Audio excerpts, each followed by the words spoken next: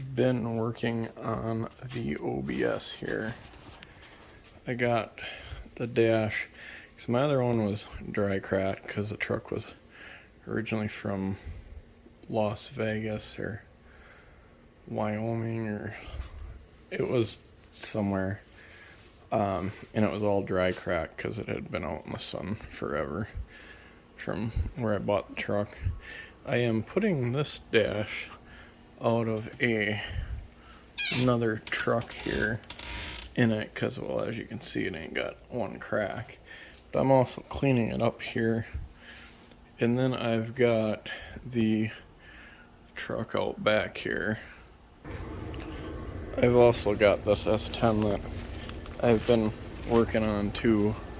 I just haven't done much with it on video or pictures or nothing, because it's just been something I've had for the last 10 something years that I've been kind of slowly doing this and that on.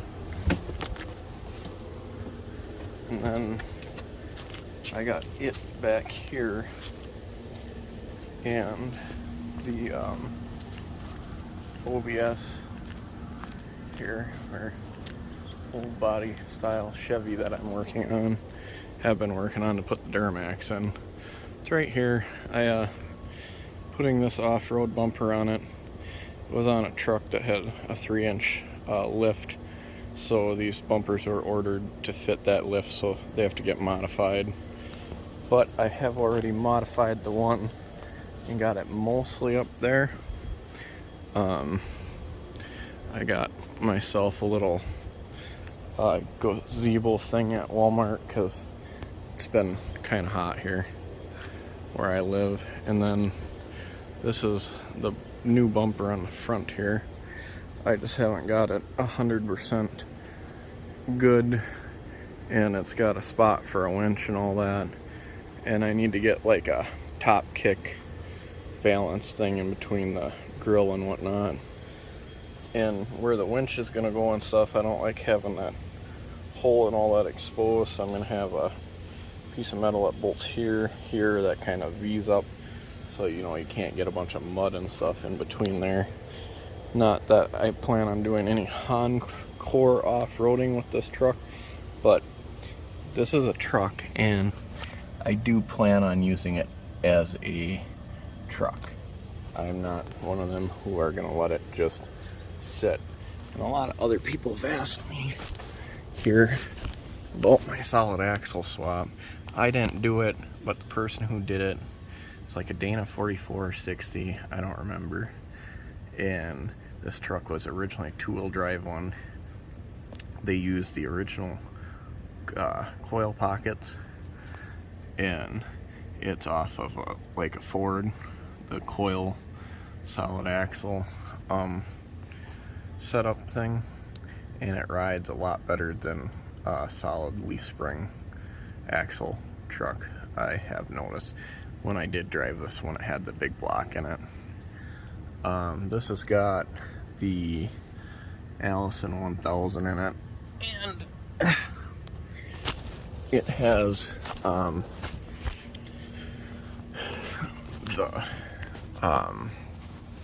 the original suspension things from like the Ford frame or whatever you'd say. I don't know what these things are called, but the other guy who did it, they did a really nice job on it before I bought the truck, so it was well worth the money. And then the exhaust is just kind of hanging there, and I've got the holes taped up because this was in storage, because where I live here in the Rust Belt, moisture is a big killer on anything that's old and whatnot. And yeah, truck's not 100% perfect, but it all fits in there pretty nice. It's a manual transfer case because, like I said, I want this truck to stay almost 100% original-ish looking. Besides, when you go under the hood, then you know something was done to it, or you know, like you listen to it, you know something's done to it. I would like to stick disc brakes on it, maybe. I'm not sure. The drums are fine for now. And then I'm gonna have the original shifter linkage. I'm gonna try to make the original shifter linkage of this truck mesh up with this. I don't know if I'll be able to, because on this truck the shifter linkage would have been up here to go across to hook into the frame right here. It would have a lever that goes right there, and there's a piece on the steering column, which I'm pretty sure I can modify that and make it work. And yeah, so this is the Allison 1000, the Duramax, and this is what the rest of the truck looks like. Just a short little video today. I will make a couple more videos here. I'm just trying to button a lot of this truck up besides the motor work for before we get winter. I know I'm a little late getting back on it and making a video thing here, but I am pretty new to the video things, and I'm not very good at editing. I'm not, I don't know, I don't plan on being a full-time YouTuber person. I just figured I would film an interesting project if I got it. I don't know, we'll see where stuff goes. But yeah, this is what I'm working on for right now. And keep in mind that when I'm doing this, or how I want it done, is like you can't really tell anything's done to it until you pop the hood. And then when you pop the hood, you're amazed at how good of a job it's done, that you really can't tell that it's not the original engine. Because, you know, like, I don't know, I grew up kind of in the 90s, so like I would see a lot of people rip out fuel injected motors and dump a carbureted 350 in there, cut up every ounce of wiring, the air conditioning lines and everything else, and nothing else work in the vehicle but the motor. I want my air conditioning working just fine. I've made the lines up already to have it connect to the Duramax motor, and the wiring's all gonna be nice and tucked, loomed, you name it, and it's all wired up nice. I've already deleted all the wiring out of the truck that I will not need. It was part of the TBI system, and it's gonna have the actual pedal from one of these trucks, 6.5s or whatever, for the pedal, for the gas pedal for this truck. And then it's gonna have the OBD2 reader where the OBD1 reader was. So like you're not going to notice here like the stuff that was what am I trying to say? You're not gonna notice the stuff that was like the freaking you're not gonna notice the stuff that was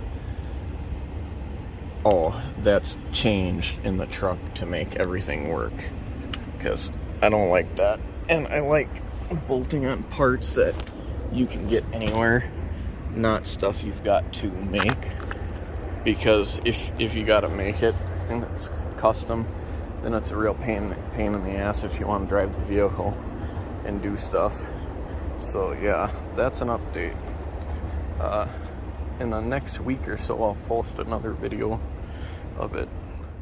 So yeah, I'm back in the garage with my dash, cleaning it up, and the rest of the parts kind of for that stuff and some miscellaneous crap. And then yeah, I will make sure I post another video here within the week or two. And yeah, just so y'all get an update. Alright, bye. Yeah, I just cleaned this airbox to put the airbox wiring harness back on, which I have sitting right here on this before I put the dash in, because it makes it easier on these trucks if you do that. Yeah, this is just another part of getting the dash back in, and I know people want to see this. They've said a few times, so yeah.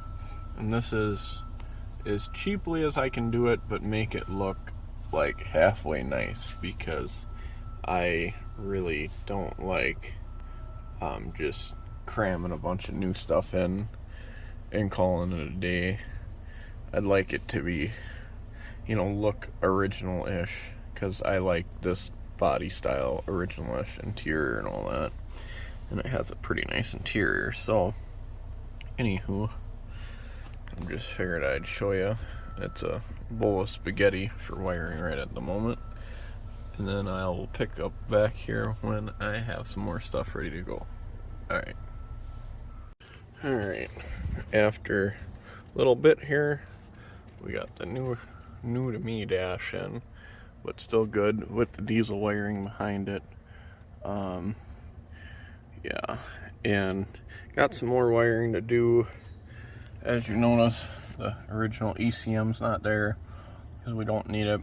We're going to be relocating the ECM and all that for the Duramax on the back firewall, or whatever you want to call it, of the cab behind the crew cab seat there. That's where the computers are going to be, because I don't want all that shit in my engine bay. And it's just going to be super clean, just the connectors to plug it in and stuff, not a whole engine bay full of shit. I like the motor, but I don't want to have the pleasure of working on them like you do in the 2000s pickups, where you gotta rip everything apart to get to one thing. But yeah, no, it's all in. These dashes, a lot of people take them out wrong. They break all kinds of stuff. You gotta kind of, I don't know, I found best to assemble the dash, assemble the wiring first on it, put the heater vents in it last. Then once you do that, put it on the truck, but put the HVAC wiring in, unplug it from the actual harness and put that on first, then put the dash on. And all these dash bolts and stuff, just ask me how I know. The things that I've noticed is that when you tighten these up, you literally don't even have to tighten them up that much. You just barely tighten them up, because if you tighten them up too much, I mean, it's plastic and it's old, you're gonna crack it. Yeah, I will let you know when I get some more stuff done up, and yeah. Alright, that's all for now.